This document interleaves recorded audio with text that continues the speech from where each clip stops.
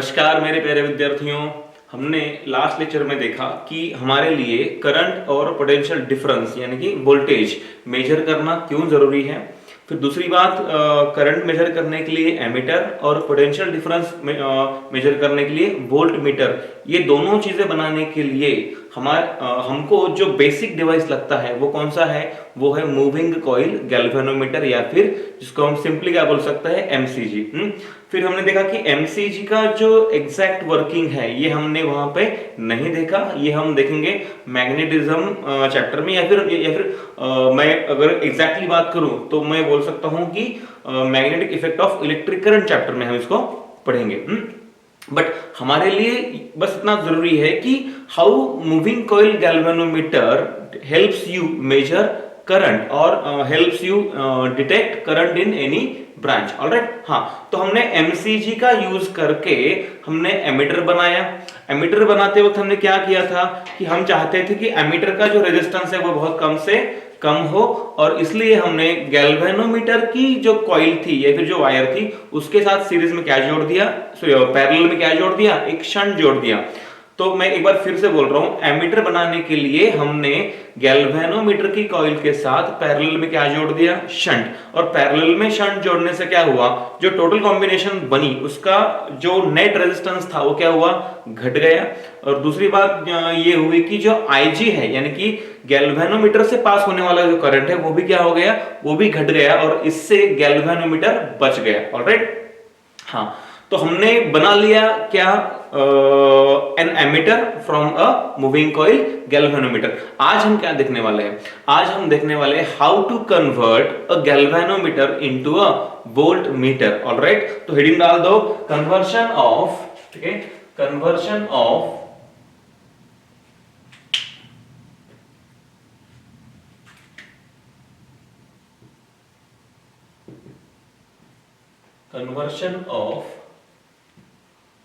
a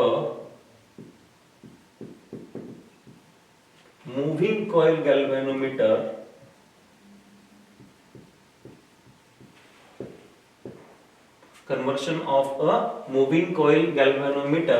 into a voltmeter, बात समझ में आई। तो हमें क्या बनाना है, आज हमें बनाना है वोल्ट मीटर। ऑलराइट, तो चलो स्टार्ट करते हैं। तो एक प्रॉब्लम ले लेते हैं और एक प्रॉब्लम के साथ हम इस नीड को कैसे हम मतलब टैकल करेंगे, ठीक है, इसको देखते हैं। चलो मान लो कि मेरे पास एक बैटरी है। क्या है, एक बैटरी है जिसकी ईएमएफ है 24 वोल्ट। कितनी है, 24 वोल्ट। ये 24 वोल्ट का बैटरी है मेरे पास, और उसके साथ हमने ऐसे दो रेजिस्टेंस जोड़े हैं जिनका दोनों का रेजिस्टेंस है 6 ओहम, और इसका भी कितना है, 6 ओहम। आप फिगर को देख के मतलब बोल सकते हो कि अगर ये बैटरी 24 वोल्ट की है और दोनों रेजिस्टेंसेस इक्वल है, तो मुझे पता है कि इस R के अक्रॉस या फिर इस 6 ओम के अक्रॉस 12 वोल्ट ड्रॉप होगा, और इसके अक्रॉस कितना, 12 वोल्ट ड्रॉप होगा। तो मैं यहां पे लिख देता हूं कि इसके अक्रॉस V1 इक्वल टू कितना होगा, 12 वोल्ट, और इसके अक्रॉस भी कितना होगा, V2 is equal to what, 12 volt. हालांकि ये दोनों कैसे सीरीज में है और दोनों के अक्रॉस इक्वल पोटेंशियल क्या होगा, ड्रॉप होगा। बात समझ में आई, ठीक है।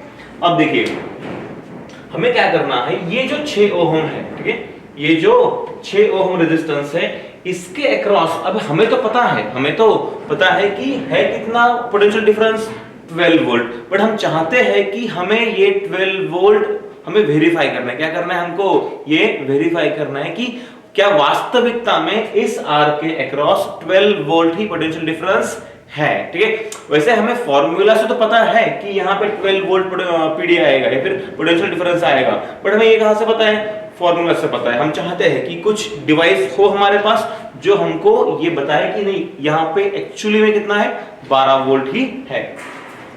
फिर मैंने क्या किया कि ठीक है, इस 6 ओहम के अक्रॉस देखना है, इस 6 ओहम के अक्रॉस मैंने एक वोल्ट मीटर लगाया, क्या लगाया, वोल्ट मीटर। जरा देखिए इधर, इस 6 ओहम के अक्रॉस मैंने लगाया एक वोल्ट मीटर। देखो ये पहला वाला 6 ओहम, ये दूसरा 6 ओहम, और ये 6 ओहम, ये बैटरी है 24 वोल्ट की, बैटरी है 24 वोल्ट की, और इसके अक्रॉस मुझे पोटेंशियल डिफरेंस वेरीफाई करना है। मुझे पहले से पता है 12 वोल्ट है, बट फिर भी मुझे वेरीफाई करना है। ऑलराइट, हाँ, तो मैंने इसके अक्रॉस लगाया एक वोल्ट मीटर, और याद रहे कि वोल्ट मीटर हम जब भी जोड़ते हैं वो जिस रेजिस्टेंस के अक्रॉस हमको फाइंड करना है पोटेंशियल डिफरेंस, उसको पैरेलल में जोड़ते हैं। जैसे मैंने यहाँ पे जोड़ा है पैरेलल में, रेजिस्टेंस को पैरेलल जोड़ा है। बात समझ में आई? ऑलराइट। और एक बात दूसरी समझने वाली यह है कि कोई भी इलेक्ट्रिकल डिवाइस या फिर कोई भी डिवाइस कुछ भी मेजर करता हो, करंट या पोटेंशियल डिफरेंस, ठीक है, वो कभी भी रेजिस्टेंस लेस नहीं हो सकता। उसकी छोटी बड़ी कुछ ना कुछ तो रेजिस्टेंस होगी। तो मैं ये बोलता हूं कि चलो ये जो वोल्ट मीटर है इसकी रेजिस्टेंस है मान लीजिए 3 ओहम। ऑलराइट, अब देखो, पहले जो सर्किट था वो ये था। हमें इसके अक्रॉस पीडी मेजर करना था, इसलिए हमने क्या किया, हमने एक वोल्ट मीटर लिया और उसको यहाँ पे ऐसे पैरेलल में जोड़ दिया, जिसका खुद का कितना रेजिस्टेंस है, 3 ओहम।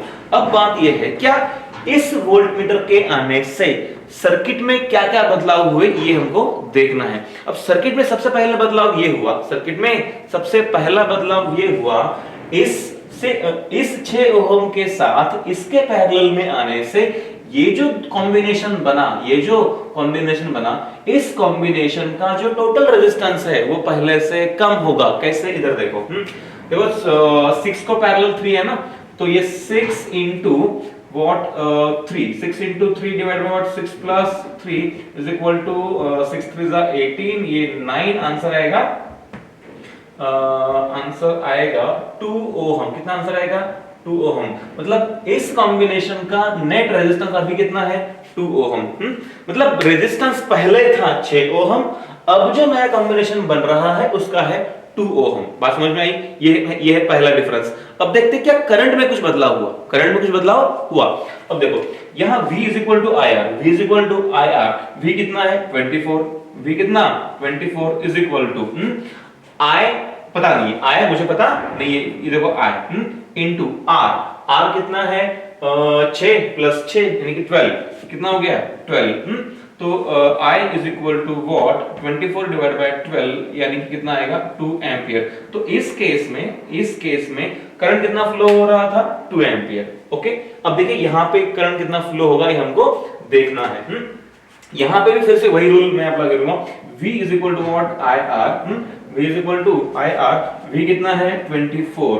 I मुझे पता नहीं है, I इनटू, अब देखिए ये R कैसे बनेगा, इन दोनों का इक्विवेलेंट 2। ये कितना है, 6 और 2 कितना हुआ, 8। तो ये हो गया 8। तो I is equal to what, 24 divide by 8 यानी कितना हो जाएगा, 3 एम्पियर। तुम देख सकते हो यहाँ पे करंट फ्लो हो रहा था 2 एम्पियर और यहाँ फ्लो हो रहा है 3 एम्पियर। मतलब ना कि सिर्फ रेजिस्टेंस में फर्क पड़ा, बल्कि जो total current of the circuit है उसमें भी फर्क पड़ा।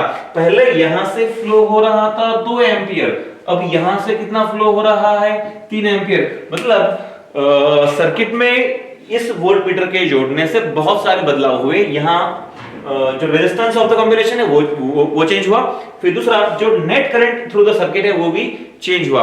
अब प्रॉब्लम क्या है, किसी मतलब डिवाइस को जो क्या करने वाला है, जो सिर्फ मेजर करने के लिए लाया गया था, अगर उसने पहले वाले सर्किट में अगर कुछ बदलाव कर दिए उसके आने से, तो ये हमारे काम का बिल्कुल नहीं है। ओके, तो एक बात तो तय है कि ऐसा वोल्टमीटर हमारे किसी काम का नहीं है जो सर्किट के नेट रेजिस्टेंस और नेट करंट में बदलाव करे, ये हमको बिल्कुल नहीं चाहिए।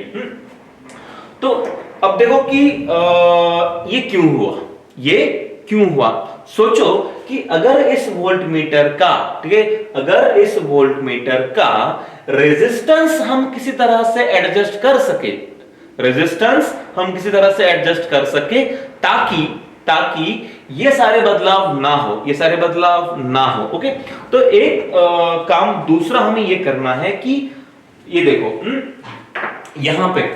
यहाँ पे जो 3 एम्पियर करंट थे, यहाँ पे जो 3 एम्पियर करंट फ्लो हो रहा है इस मतलब इस वायर से, वो आगे जाके क्या होगा, वो यहाँ पे डिवाइड होगा। ओके, वो यहाँ पे डिवाइड होगा। यहाँ कितना जाएगा ऊपर, यहाँ ऊपर जाएगा, हमें नहीं पता, चलो मान लो ये है I1 और ये मान लो I2 है।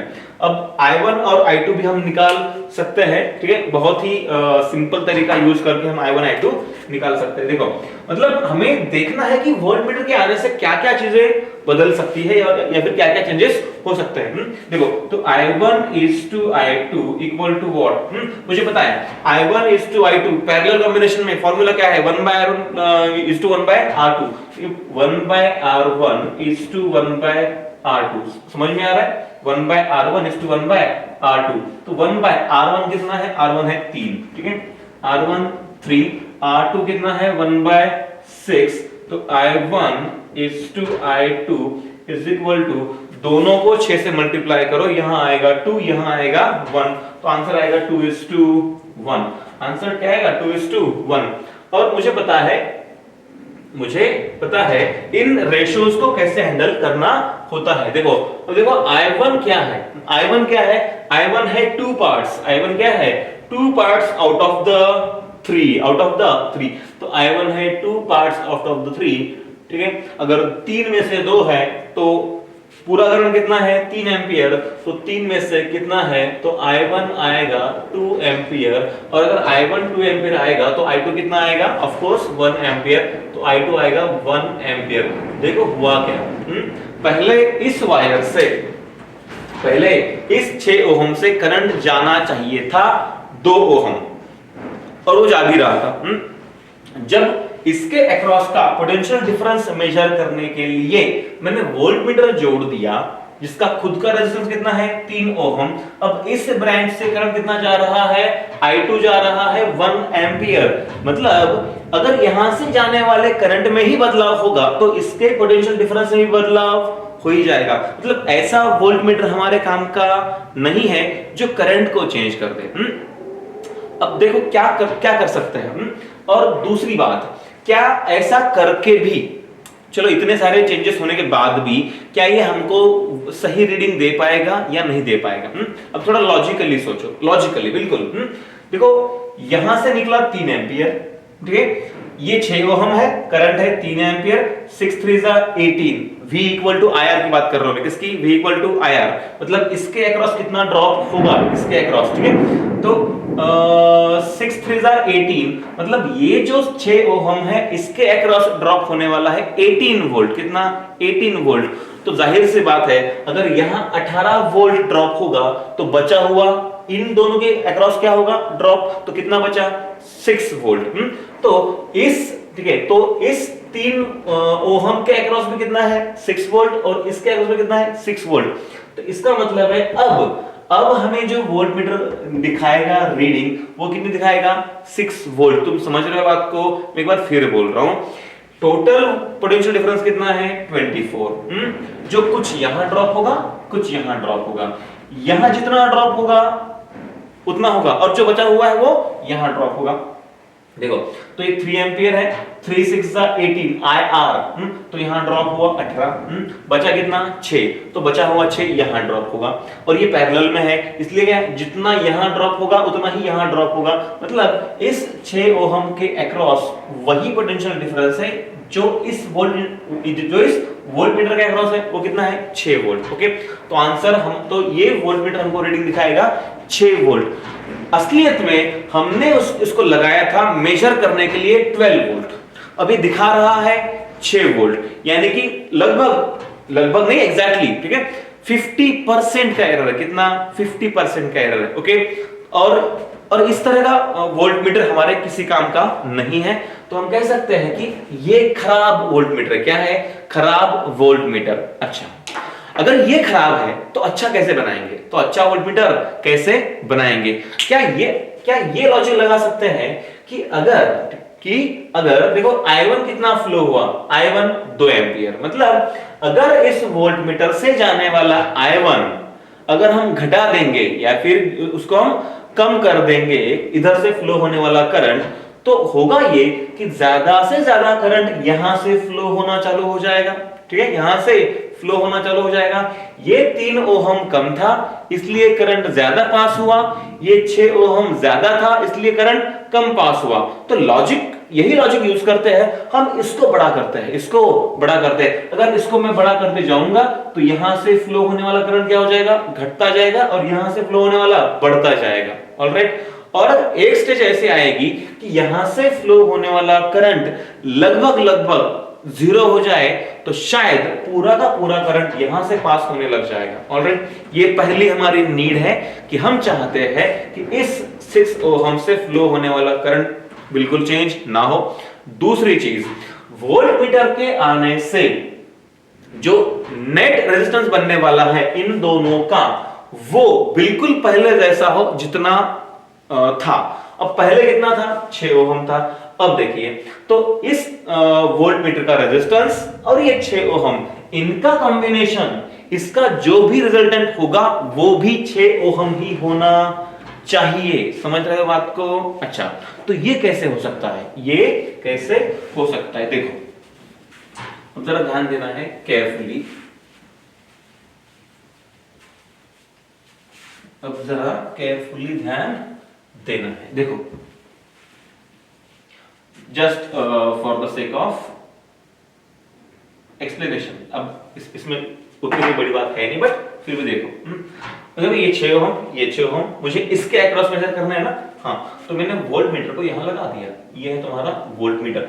अब देखो, मुझे इस वोल्ट मीटर का रेजिस्टेंस कितना है पता नहीं है, शायद वही मुझे फाइंड करना है कि कितना होना चाहिए ताकि इसे हम अच्छा वोल्ट मीटर कह सके। ओके, तो ये है मेरा वोल्ट मीटर, रेजिस्टेंस मुझे पता नहीं है। अब देखो, और मैं चाहता हूं कि वोल्ट मीटर के जोड़ने से जो नेट कॉम्बिनेशन बनने वाला है उसका रेजिस्टेंस पहले जितना ही रहे। तो देखो, वोल्ट मीटर, उसका रेजिस्टेंस है आरवी, तो 1/RV प्लस 1/पैरेलल में है ना, तो 1, इसका आरवी है, इसका 6, तो 1/RV प्लस 1/6। और मैं चाहता हूं कि इन दोनों का कॉम्बिनेशन पहले जितना ही हो, पहले कितना था 6, तो 1/6, तो 1/RV इज इक्वल टू 1/6 उधर चला गया तो 0 हो गया, 1/RV इक्वल टू व्हाट, 0।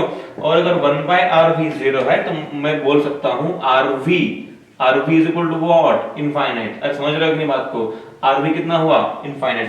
मतलब लॉजिकली अगर वोल्टमीटर का रेजिस्टेंस अगर इनफाइनाइट हो जाए या फिर बहुत ज्यादा हो जाए, बहुत बड़ा हो जाए, तो ये पॉसिबल है, या फिर तब हम इसको एक काम का वोल्टमीटर कह सकते हैं। अच्छा, तो क्या वाकई में हम किसी वोल्टमीटर का रेजिस्टेंस इनफाइनाइट कर सकते हैं?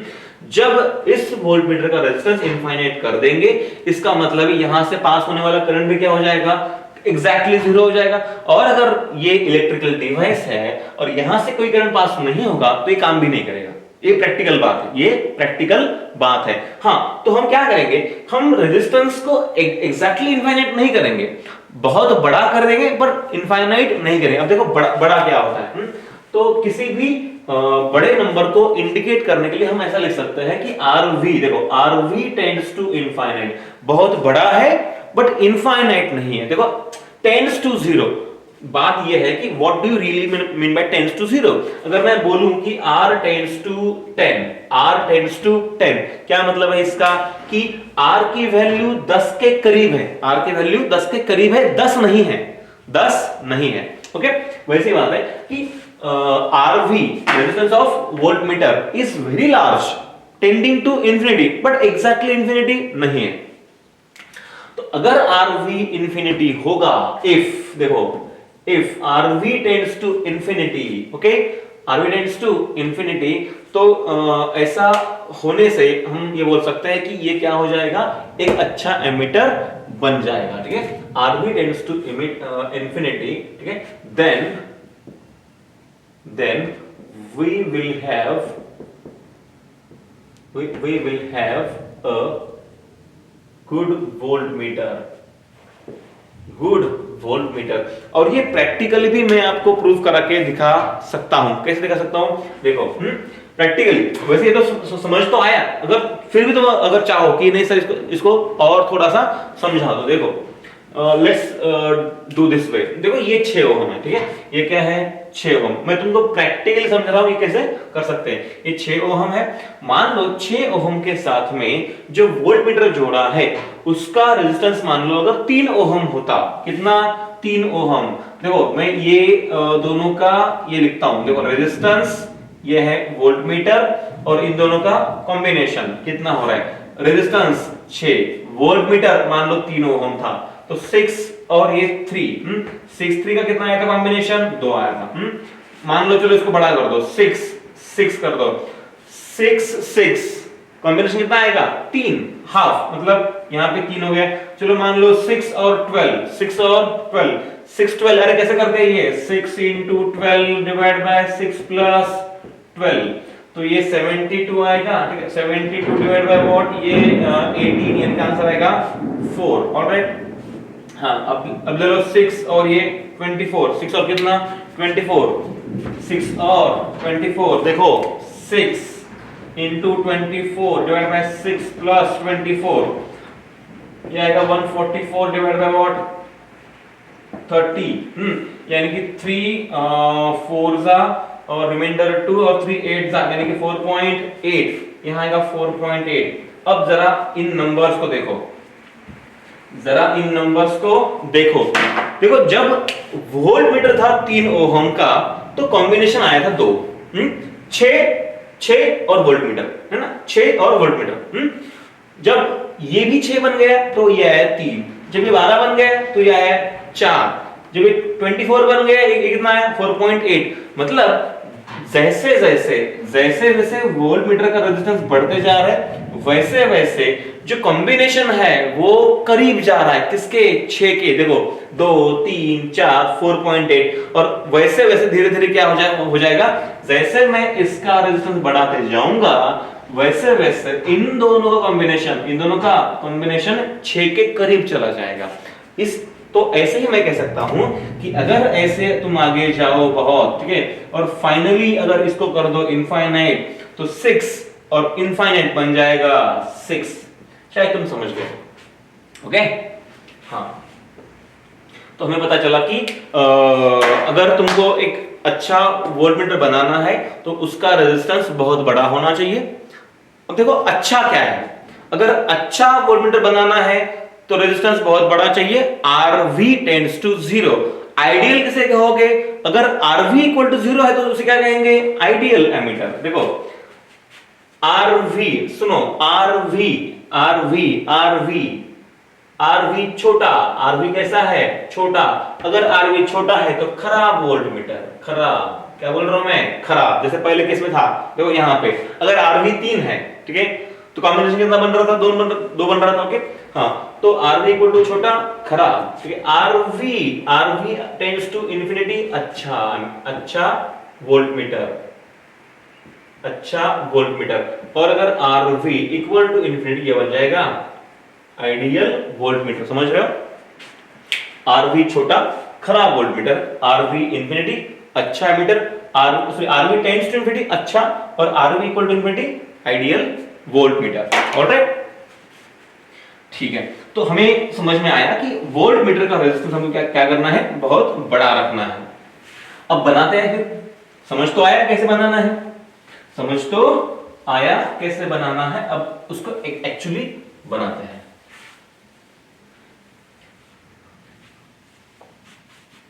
ये देखिए कैसे बनाना है। अब ये बस ये समझने के लिए लिया था, इसलिए मैंने अभी इसको निकाल दिया। सुनो, ये रही तुम्हारी बैटरी और ये रहा तुम्हारा रेजिस्टेंस। ये क्या है, तुम्हारा रेजिस्टेंस, जिसके अक्रॉस तुमको क्या मेजर करना है, पोटेंशियल डिफरेंस मेजर करना है। ऑलराइट, हाँ, ये रहा तुम्हारा रेजिस्टेंस और ये है, अच्छा सुनो पहले, ये R है, ये वही R है, ये तुम्हारी बैटरी है V, ठीक है। तो मैं इसके across resistance potential difference measure करना है। ऑलराइट, तो मैंने इसके अक्रॉस पोटेंशियल डिफरेंस मेजर करने के लिए क्या लगाना है, वोल्टमीटर। वो कैसे बनेगा, इट विल वो कैसे बनेगा, वो बनेगा mcg से, मतलब गैल्वेनोमीटर से। तो मैंने लगा दिया यहाँ पे गैल्वेनोमीटर, ओके, क्या लगा दिया मैंने यहाँ पे, गैल्वेनोमीटर। अब मुझे इसे कन्वर्ट करना है किसमें, वोल्ट मीटर में। जो हेडिंग है conversion of moving coil galvanometer into volt meter, ऐसे ही नहीं बनेगा, हमको बनाना पड़ेगा। फिर लगा दिया मैंने गैल्वेनोमीटर। अब मुझे सवाल कुछ पूछना है जो तुम जवाब दो, ओके। देखो हमने अभी देखा कि अगर इस गैल्वेनोमीटर को बनाना है वोल्टमीटर तो इसका रेजिस्टेंस कितना होना चाहिए, बहुत बड़ा, या every tending to infinity. But इसका खुद का जो रेजिस्टेंस है Rg कितना है, Rg वो बहुत छोटा होता है। कैसा होता है, बहुत छोटा। तो मैंने क्या किया, मैंने इस Rg के साथ सीरीज में एक रेजिस्टेंस और जोड़ दिया, इसका नाम है S। क्या है इसका नाम, S, सीरीज रेजिस्टेंस, ओके। ऐसा नहीं कि इसको हम इसको शंट भी बोल सकते हैं। क्या बोल सकते हैं, शंट। हाँ, शंट हमेशा पैरेलल हो ये जरूरी नहीं है, ओके। हाँ, ये क्या है, एक रेजिस्टेंस है जिसको हम शंट बोल सकते हैं, S। अब देखिए, और ये शंट, अब ये शंट कितना होना चाहिए ताकि हम इसको एक अच्छा वोल्टमीटर मान सके। ये तो बहुत कम है। तो अच्छा वोल्टमीटर बनाने के लिए ये जो शंट है ना, इसको बहुत बड़ा होना पड़ेगा, है ना। इफ देखो, if S tends to infinity, अगर ये शंट बहुत बड़ा होगा, अगर ये शंट बहुत बड़ा होगा तो मैं बोल सकता हूं I, ठीक है, मतलब RV रेजिस्टेंस ऑफ वोल्टमीटर कितना हो जाएगा, इंफिनिटी। और अगर ऐसा होगा तो देखो, ये अगर बहुत ज्यादा बड़ा होगा तो पूरा जो कॉम्बिनेशन बनेगा उसका भी रेजिस्टेंस क्या होगा, वो बड़ा होगा। और IG जो यहां से करंट फ्लो होगा, क्या है, IG, वो भी कितना होगा, टेंड्स टू 0, छोटा। और हम चाहते कैसा हो, देखो यहां से अगर करंट फ्लो होगा IG और यहां से फ्लो होगा I माइनस IG, हमें उससे कोई मतलब नहीं है, कोई जरूरत नहीं है इसकी, हमें इससे मतलब है। चलो मैं फिर भी लिख देता हूं I माइनस IG, कोई जरूरत नहीं है इसकी, I माइनस IG। अब देखिए, जरा सोचिए, IG टेंड्स टू 0, ये IG जो है ये टेंड्स टू 0 होने से क्या फायदा होगा, गैल्वेनोमीटर की जो कॉइल है वो बहुत नाजुक है, जिसका रेजिस्टेंस बहुत कम है। तो हम पहले भी चाहते थे कि यहाँ से करंट बहुत कम फ्लो हो, ओके। तो हमारे बहुत सारे काम हो गए। हमारे बहुत सारे काम कौन से हो गए, देखो ये शंट S बहुत बड़ा होने से, या फिर 10 टू इंफिनिटी होने से यहां से फ्लो होने वाला करंट घटा। दूसरी बात, ये जो पूरा कॉम्बिनेशन था उसमें बहुत ज्यादा बदलाव नहीं हुआ, और गैल्वेनोमीटर से जो करंट फ्लो होने वाला था उसकी वैल्यू भी क्या हो गई, घट गई है, फिर वो भी करंट घट गया। ये भी हमारे काम की चीज है। तो फिर अब हमने एक अच्छा वोल्टमीटर तो बना दिया। देखो ये है हमारा वोल्टमीटर, ये जो है ना कॉम्बिनेशन, ये वाला, ये कॉम्बिनेशन है हमारा वोल्टमीटर, गैल्वेनोमीटर के साथ सीरीज में जोड़ा हुआ S, मतलब हमारा वोल्टमीटर। अब बना तो दिया, हमें मेजर क्या करना है, V मतलब potential difference across this R। अब देखो, जितना पोटेंशियल डिफरेंस इस R के अक्रॉस है, उतना ही पोटेंशियल डिफरेंस इस पूरे ब्रांच के अक्रॉस है, तो यहां का निकाला क्या और यहां का निकाला क्या, वन एंड द सेम। चलो फिर मैं ऊपर जाता हूं। देखो V मतलब क्या है, यहां का पोटेंशियल डिफरेंस, बट जितना यहां का है उतना ही ऊपर का भी है, तो V इज इक्वल टू, अब देखो IG पहले यहां से पास हुआ तो IG इंटू RG प्लस फिर IG कहां से पास हुआ, S से, तो IG इंटू वॉट, S। तो V is equal to IG in bracket RG plus S, या फिर मैं ऐसे बोल सकता हूँ V इज इक्वल टू, चलो रहने दो, कोई फर्क नहीं पड़ेगा, ऐसे भी रहने दिया तो V is equal to what, IG into RG plus S। अब देखिए, ये S मुझे पता है, RG मुझे पता है, IG मुझे पता है, ओके। तो मुझे तीनों जो क्वांटिटीज है वो मुझे पता है। अब देखिए कि ये जो फैक्टर है, ये फैक्टर, ओके, ये फैक्टर डिसाइड करेगा कि हम मैक्सिमम कितना पोटेंशियल डिफरेंस मेजर कर सकते हैं उस डिवाइस को यूज करके। चलो मान लीजिए कि IG क्या है, IG, चलो मान लो IG है 0.5 एम्पियर, कितना है 0.5 एम्पियर, और ये जो है RG प्लस S, ये जो फैक्टर है मान लीजिए वो आएगा कुछ 10, कितना आया 10, ओके, तो 10 into 5 कितना आएगा 5 वोल्ट। मतलब ये वोल्ट मीटर, ऐसे बनने वाला जो वोल्ट मीटर है वो मैक्सिमम कितना कर पाएगा भाई मेजर, वो कर पाएगा 5 वोल्ट मेजर कर पाएगा। मतलब मैक्सिमम उसकी जो रेंज होगी वो कितनी होगी 5 वोल्ट। और इस तरह से हम IG को इस फैक्टर से मल्टीप्लाई करके उस वोल्ट मीटर की जो मैक्सिमम रीडिंग है वो हम निकाल सकते हैं। और मान लो कि ये आंसर है 5 वोल्ट। अब क्या करो, जो तुम्हारा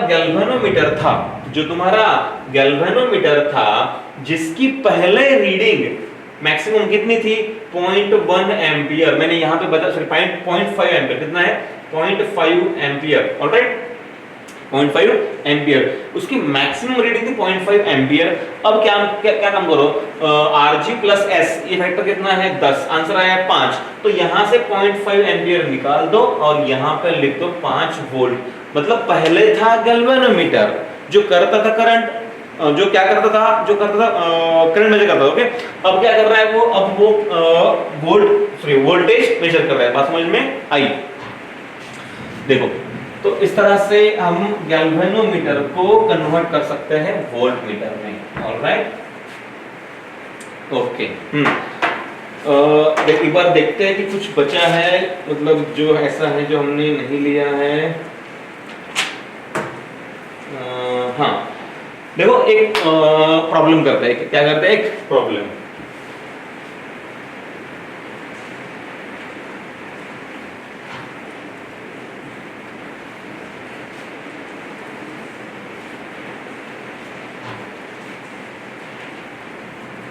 लिखो, a galvanometer ऐसे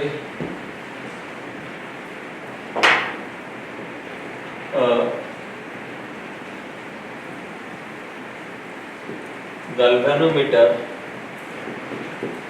with RG equal to 2 ohm and IG equal to 0.1 ampere, RG equal to what 2 ohm, IG equal to what 0.1 ampere, तुमको ऐसा दिया हुआ है। कन्वर्ट इट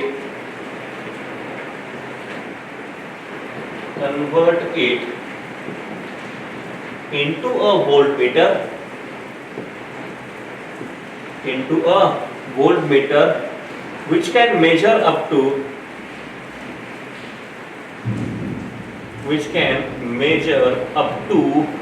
क्या कर सकते हैं 10 volt, up two volt 10 volt. हमें मेजर करना है 10 वोल्ट। हमारे पास क्या है, हमारे पास है एक गैल्वेनोमीटर जिसका IG है 0.1 एम्पियर और जिसका RG है 2 ओहम, ओके। देखो very simple formula, V is equal to, हमने देखा था IG into what RG plus S, alright. V कितना, V हमको कितना काउंट करना है या फिर कहां तक काउंट करना है 10 वोल्ट तक, तो 10 इक्वल टू IG है 0.1 एम्पियर, RG है 2 ओहम, मुझे S पता नहीं है, हाँ, तो ये 10 डिवाइड बाय कितना आएगा, ये 0.1 equal to what 2 plus S, तो 10 डिवाइड बाय 0.1 मतलब कितना 100, ओके, तो ये आ जाएगा 100, अरे सही है ना, ये 10 टू पावर -1 ऊपर जाएगा +1, तो ये हो जाएगा 100। 100 minus 2 is equal to what S, तो S is equal to what आएगा 98 ओहम। मतलब उस गैल्वेनोमीटर के साथ अगर आप सीरीज में 98 ओहम का अगर ये जोड़ दोगे, रेजिस्टेंस जोड़ दोगे, तो वो क्या बन जाएगा, वो बन जाएगा एक वोल्टमीटर जो कहां तक मेजर कर पाएगा, जो 10 वोल्ट तक मेजर कर पाएगा। बात समझ में आई? अब देखिए कि कुछ मतलब अब थोड़ा सा रिवाइज कर देते हैं, एमीटर और वोल्टमीटर दोनों। किस डिवाइस को हम करंट मेजर करने के लिए यूज करते हैं, एमीटर, और पीडी के लिए क्या करते हैं, वोल्टमीटर। किसको सीरीज में जोड़ते हैं, एमीटर, किसको पैरेलल में जोड़ते हैं, वोल्टमीटर, ठीक है। किसका रेजिस्टेंस बहुत छोटा होना चाहिए, एमीटर, किसका बहुत बड़ा होना चाहिए, वोल्टमीटर, ठीक है। किसका शंट पैरेलल में जोड़ते हैं, एमीटर, किसका शंट सीरीज में जोड़ते हैं, वोल्टमीटर। किसका आइडियल बहुत कम होता है, आइडियल मतलब रेजिस्टेंस, एमीटर का, और किसका आइडियल बहुत बड़ा होता है, वोल्टमीटर का। ऑलराइट, तो इस तरह से हमने गैल्वेनोमीटर को इसमें एमीटर में और वोल्टमीटर में कन्वर्ट कर दिया है। ऑलराइट, अच्छा, तो ये तो चीजें हो गई गैल्वेनोमीटर और एमीटर। अब थोड़ा सा कुछ मैक्रोस्कोपिक लेवल की चीजें हम करने वाले हैं। मतलब अब तक हमने रेजिस्टेंसेस को यूज तो बहुत किया, रेजिस्टेंस को हमने बहुत यूज किया। अब हम देखने वाले हैं कि खुद रेजिस्टेंस की वैल्यू किस चीज पे डिपेंड करती है, या फिर किन किन चीजों पे रेजिस्टेंस डिपेंड करता है। देखो, हमने अब तक रेजिस्टेंसेस को यूज करके करंट, पोटेंशियल डिफरेंस, ये सारी चीजें पढ़ ली है। ऑलराइट, और फिर हमने ये माना कि अगर कोई रेजिस्टेंस है 10 ओहम का, तो वो कांस्टेंट है, उसका रेजिस्टेंस किसी भी बात पे डिपेंड नहीं करता वगैरह, हमने ऐसे अब तक मान लिया था। अब थोड़ा सा उसके ही बारे में सोचते हैं कि उसका रेजिस्टेंस, ठीक है, किन किन चीजों पे डिपेंड करता है। मतलब मटेरियल ऑफ द रेजिस्टेंस, या फिर डायमेंशंस ऑफ द रेजिस्टेंस, या फिर कंडक्टर, या फिर टेम्परेचर ऑफ द रेजिस्टेंस, इन सारी चीजों को हम अभी यहाँ पे पढ़ने वाले हैं। ओके, तो सबसे पहला है, ये लिखो, डेरिवेशन ऑफ, क्या लिखना है तुमको, derivation of R is equal to rho L by A। R equal to what? Rho L by A। और इनमें से सारी चीजों के मतलब मैं तुमको समझाऊंगा, बस आपको थोड़ा सा सब्र करना है। हाँ, derivation of R equal to rho L by A। मुझे बताओ कि ओहम्स लॉ क्या है। ओहम्स लॉ हमें पता है कि ओहम्स लॉ में V is proportional to what? I। The potential difference potential difference across a conductor is proportional to current passing through it। Okay, या फिर हम बोल सकते हैं कि current is proportional to potential difference। Okay, तो यह V proportional to I, और V is equal to I into R, जहां पे ये जो R है, ये क्या है, ये R है कांस्टेंट ऑफ प्रोपोर्शनैलिटी, और जिसको हम क्या कहते हैं, रेजिस्टेंस ऑफ द कंडक्टर। तो ये R है कांस्टेंट ऑफ प्रोपोर्शनैलिटी, जिसकी वैल्यू डिपेंड करती है मटेरियल पे और उसके डायमेंशन पर भी। देखो, मैं तुम यहां पे फिर से बोल रहा हूं, R, ठीक है, R is the constant of proportionality,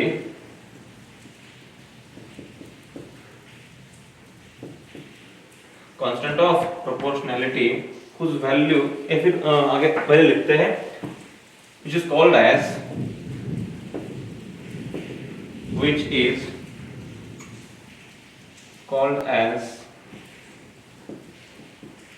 resistance of the conductor, and whose value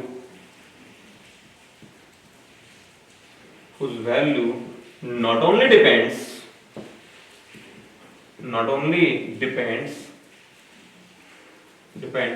on material but also on the dimensions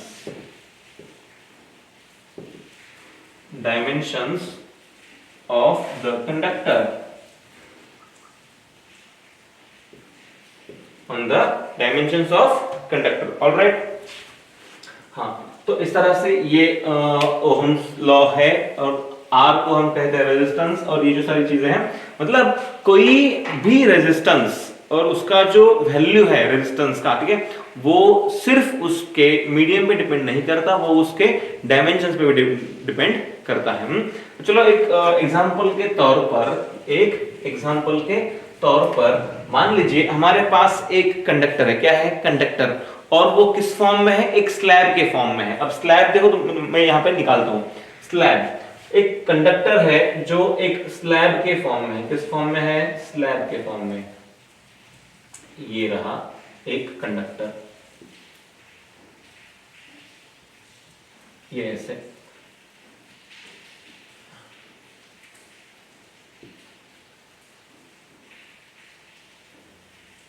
alright. हाँ, ये है कंडक्टिंग स्लैब, ऑलराइट। एक्चुअली तुम इसको इमेजिन कर सकते हो। और इसका जो ये एरिया है, सामने वाला एरिया, ये कौन सा, ये फ्रंट, जो ये वाला फेस है ना, ये वाला सामने वाला, ठीक है, तो ये वाला एरिया है ए, कितना है, कैपिटल ए। और इस एरिया को कहा जाता है एरिया ऑफ क्रॉस सेक्शन। मतलब इस स्लैब को अगर कट कर दिया जाए परपेंडिकुलरली, तो किसी भी क्रॉस सेक्शन का एरिया जो होता है उसे कहा जाता है cross sectional area of the conductor. तो ये है एरिया ए। जैसे यहां पे एरिया ए है, तो वैसे ही यहां पे जो एरिया है वो भी कितना है, ए। ओके, तो असलियत में मैं जिस मतलब इसकी बात करूंगा, जो भी कंडक्टर है वो इस तरह का है।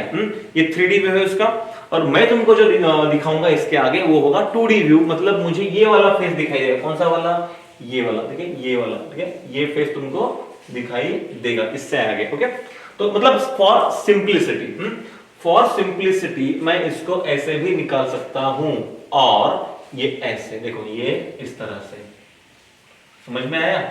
इसकी जो लेंथ है वो लेंथ स्मॉल l है, area of cross section a है, जो मैं यहां पे भी दिखा सकता हूं। देखो एरिया ऑफ क्रॉसिंग कितना है, a, ये a, और ये कितना है, l। और इसका जो रेजिस्टेंस है वो कितना है, कैपिटल R, वो है रेजिस्टेंस R। रेजिस्टेंस कितना है इसका, R। अब देखिए, मान लीजिए मैंने ऐसे दो slab one after the other place कर दिए, वन आफ्टर द अदर। ये ऐसे पहला वाला, ठीक है, और इसके आगे इसको ही चिपक के ये दूसरा। ओके, ये एरिया ए है, ये भी एरिया ए है, ये लेंथ l है, तो ये भी लेंथ कितनी है, l।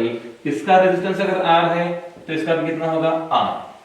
ऐसे मैंने वन आफ्टर द अदर दो स्लैब्स ऐसे रख दिए, जो इसका 2D व्यू है, 3D व्यू नहीं है, फॉर समझने के लिए। ओके, अब देखिए, मान लीजिए अगर छोटा दिखाई दे रहा है तो इसको ठीक करते हैं, ये रहा ए। ओके, अब देखिए इसके अक्रॉस अगर मैंने कोई बैटरी जोड़ दी, तो यहां से करंट फ्लो होगा कुछ तो भी I। कितना फ्लो होगा, I। तो अगर यहां से करंट I फ्लो होगा तो उतना ही करंट यहां से फ्लो होगा। क्यों, ये दोनों कैसे है, सीरीज में। ओके, तो यहां से I फ्लो होगा तो यहां से भी I फ्लो होगा। दूसरी बात, अगर ये दोनों रेजिस्टेंसेस, दोनों स्लैब्स अगर सेम है, इक्वल है, तो इसका भी रेजिस्टेंस R होगा और इसका भी कितना होगा, R। तो दोनों के अक्रॉस जो पोटेंशियल डिफरेंस ड्रॉप होगा वो भी क्या होगा, सेम। अगर इसके अक्रॉस V होगा तो इसके भी अक्रॉस क्या होगा, V, बिल्कुल सेम। ओके, अब सुनो, तो रेजिस्टेंस ऑफ कॉम्बिनेशन, क्या, इन दोनों के कॉम्बिनेशन का resistance of combination RC is equal to, मुझे पता है formula, R equal to what, V by I। देखो R इक्वल टू क्या होगा, V बाय I। तो V मुझे क्या फाइंड करना है, V। अच्छा, जब मैं R निकाल रहा हूं तो वो किसका है, कॉम्बिनेशन का, तो V भी किसका आएगा, कॉम्बिनेशन का। इसके अक्रॉस कितना ड्रॉप हुआ था, V, तो यहां पे कितना ड्रॉप होगा, V। ओके, तो पूरा कितना हुआ, 2V। ऑलराइट, कितना करंट दोनों में आए, तो ये हो गया I। Alright, is equal to, तो 2V divide by I। But मुझे क्या पता है कि V divide by I is equal to R। V divide by I equal to R। ये कैसे आया, देखो इसमें से करंट I, इसका PD V, इसका रेजिस्टेंस R। अरे समझ रहे हो कि नहीं बात को, इसमें से current I, PD V, current R, resistance R। तो मैं लिख सकता हूं V by I is equal to what, R। तो आंसर आएगा इक्वल टू 2R।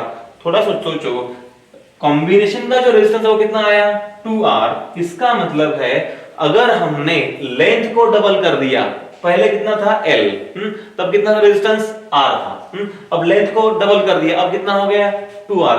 मतलब लेंथ को डबल करने से R भी क्या हो रहा है, डबल हो रहा है। R मतलब जो नेट रेजिस्टेंस है वो भी क्या हो रहा है, डबल हो रहा है। तो मैं ये बोल सकता हूं कि रेजिस्टेंस ऑफ कॉम्बिनेशन या फिर किसी भी कंडक्टर का रेजिस्टेंस, किसी भी वायर का रेजिस्टेंस, ये प्रोपोर्शनल होता है लेंथ को। कैसे, लेंथ को, मतलब डायरेक्टली प्रोपोर्शनल, अगर लेंथ बढ़ता है तो आर भी बढ़ेगा। समझ में आया? तो ये हुआ पहला रिजल्ट। अब दूसरा देखो, अब क्या करना है, दूसरा रिजल्ट ये कैसे आएगा, इधर देखो। अब अभी अभी हमने क्या कितने लिए थे, 2 लिए थे, अब हम एक ही लेंगे, उसको कट करेंगे। मान लो ये जो स्लैब है ना, ये वाला स्लैब, ठीक है, इस स्लैब को मैं ऐसे चाकू से बीच में से कट कर दूं। कैसे, ये ऐसे बीच में से कट कर दूं, एग्जैक्टली बीच में से, ये ऐसे, समझ रहे हो ना, ये ऐसे इसको मैं स्लाइस कट कर दूं। ओके, तो ये पूरा अगर a था तो ऊपर वाला a/2, नीचे वाला भी a/2, तो ऐसे होगा। देखो ये ऐसे मैंने कट कर दिया, ये ऊपर वाला a/2, नीचे वाला भी a/2, पर ये लेंथ तो अभी भी उतनी रहेगी, कितनी, l ही रहेगी, इसमें कोई फर्क नहीं पड़ेगा। ओके, ये इस तरह से क्या हुआ, ये डिवाइड हुआ। अब सोचो, अब मान लो ये जो दो ये है, ये जो 2 पीसेस है, इन 2 पीसेस को आपने अपने 2 हाथों में पकड़ लिया है। ओके, ये ऊपर वाला और ये नीचे वाला दोनों को पकड़ रखा है। ओके, और तुम्हारे हाथों में जो पोटेंशियल डिफरेंस है वो कितना है, वो V है, कितना, V वोल्ट का। तो ऊपर वाले टुकड़े में जितना पोटेंशियल डिफरेंस है उतना ही नीचे वाले में है। ओके, तो ऊपर वाले का पीडी V, नीचे वाले का पीडी V। ओके, अब सुनो, पहले इस पूरे स्लैब में से कितना करंट पास हो रहा था, I। ओके, तो हम ये लॉजिकली कह सकते हैं, अगर टोटल करंट I है तो आधा करंट बहेगा ऊपर से और आधा बहेगा नीचे से, तो ऊपर वाले से कितना बह रहा है, I/2, और यहां से I/2। ओके, हाँ, तो अब मुझे निकालना है रेजिस्टेंस। चलो, ये ऊपर वाले का रेजिस्टेंस है R1 और नीचे वाले कितना है, R2, तो मुझे ऊपर वाले का निकालना है। तो resistance R1 is equal to, बोलो, R इक्वल टू फॉर्मूला क्या बनता है, V डिवाइड बाय I। तो ऊपर वाले के अक्रॉस, ये हमारे ऐसे 2 हाथ इमेजिन करो, कितना पीडी है, V, तो पीडी तो भैया V है। ओके, हाँ, करंट कितना फ्लो हो रहा है, पूरे में से फ्लो हो रहा था I, तो ऊपर वाले आधे में से आधा, I/2, I डिवाइड बाय 2। हाँ, तो R1 इज इक्वल कितना आ जाएगा, 2V divide by I, but मुझे पता है कि V डिवाइड बाय I कितना था, R, तो ये आ जाएगा 2R। तो R1 इज इक्वल टू, देखो R1 equal to what, 2R।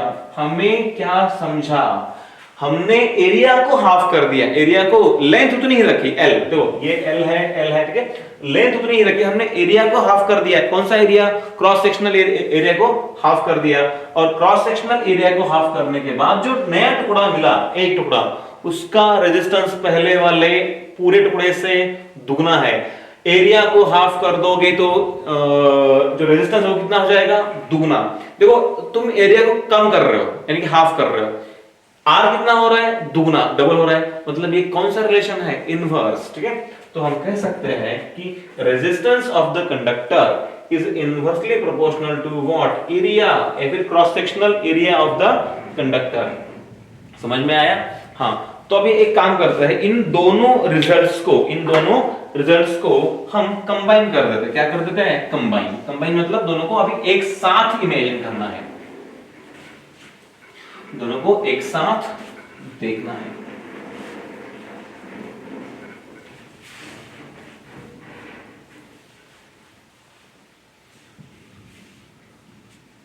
जरा देखो, हाँ, तो R proportional to L, number 1। दूसरा, R प्रोपोर्शनल टू एरिया, मुझे इनवर्सली। ओके, फिर तो मैं लिख सकता हूं R प्रोपोर्शनल, ठीक है, to L by A, sorry ये 1, हाँ, ये इक्वेशन 1, ये इक्वेशन 2। फ्रॉम 1 एंड 2 मैं बोल सकता हूं R proportional to L by A, proportional to L by A, and finally R equal to rho L by A। इसमें क्या क्या है, इसमें कौन कौन क्या है, देखो इसमें A है, area of cross section of the conductor, जो तुम यूज कर रहे हो कंडक्टर, उसका area of cross section. L क्या है, उसकी लेंथ ऑफ द वायर, ठीक है, और ये रो क्या है, ये रो जो है ये कांस्टेंट ऑफ प्रोपोर्शनैलिटी है, और जिसे कहा जाता है रेजिस्टिविटी ऑफ द कंडक्टर। क्या कहा जाता है, रेजिस्टिविटी ऑफ द कंडक्टर, देखो ए है तुम्हारा area of cross section, area of cross section, ठीक है। एल क्या है, length of the conductor, length of the conductor. और ये जो रो है ना, ये रो क्या है, रेजिस्टिविटी। क्या है ये, रेजिस्टिविटी। ये रो है रेजिस्टिविटी, रेजिस्टिविटी ऑफ कंडक्टर, या फिर मटेरियल बोल सकते हो, रेजिस्टिविटी ऑफ कंडक्टर या फिर रेजिस्टिविटी ऑफ द मटेरियल, क्योंकि ये जो रो है ना, ये डिपेंड करता है मटेरियल पे। किस पे डिपेंड करता है, मटेरियल पे। तो कुछ चीजें मुझे समझ में आई कि किसी भी वायर का रेजिस्टेंस ना सिर्फ मटेरियल पे डिपेंड करता है। देखो ये है मटेरियल, रो क्या है, रेजिस्टिविटी ऑफ द मटेरियल, जो डिपेंड करेगा मटेरियल पे, ओके। मतलब आर रो पे तो डिपेंड करता है, बट और क्या है, तो R depends on length of the wire and area of cross section of the wire या फिर कंडक्टर। समझ में आया, ओके। अब देखिए मुझे कुछ और चीजें हम यहां से निकाल सकते हैं, पढ़ सकते हैं। देखो R इक्वल टू कितना है, रो एल बाय ए। अब सुनो, V is equal to I R, V is equal to what, V is equal to what, I R. Now V is equal to I, R कितना है, rho L by A, I है rho L by A. But मुझे पता है I divide by A मतलब current per unit area, मतलब क्या है, करंट डेंसिटी। तो मैं इसको लिख सकता हूं J, या फिर एक काम करते हैं, एक स्टेप और बढ़ा देते हैं, तो V इज इक्वल टू, ये तो बन गया, बट I बाय A क्या है, J, कितना है, J रो L, कितना हो गया, V equal to J rho L। अब सुनो, अगर उस वायर के अक्रॉस, मान लो ये वायर है, ठीक है, और इस वायर के अक्रॉस जो तुमने बैटरी जोड़ी है, क्या जोड़ी है, बैटरी, मान लीजिए बैटरी है V वोल्ट की, कितनी बैटरी है, V वोल्ट की बैटरी है। जब हम किसी भी R के अक्रॉस बैटरी जोड़ते हैं ना, तो हम एग्जैक्टली करते क्या है, हम एक इलेक्ट्रिक फील्ड अप्लाई करते हैं। क्या करते हैं, एक इलेक्ट्रिक फील्ड अप्लाई करते हैं इस रेजिस्टेंस के अक्रॉस, ओके।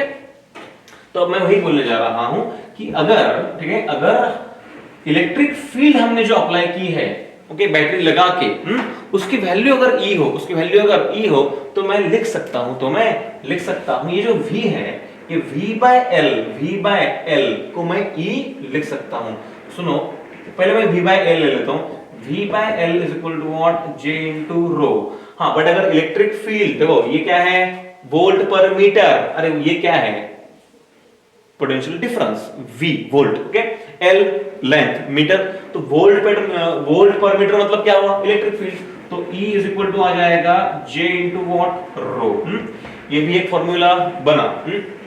आगे मैं एक फॉर्मूला और बना सकता हूं, देखो, तो J is equal to E क्या है, इलेक्ट्रिक फील्ड जो हमने अप्लाई की है दो वायर के बीच में, सॉरी वो जो कंडक्टर है उसके दो एंड्स के अक्रॉस, ठीक है।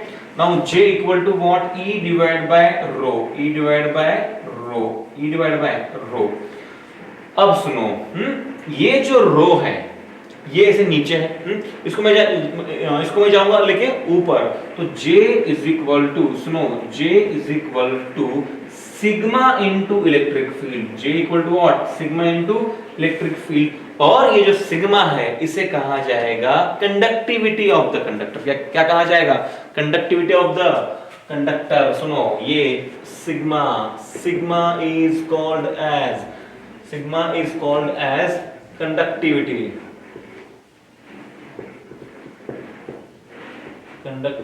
Of the conductor, conductivity of the conductor, ठीक है। तो इस तरह से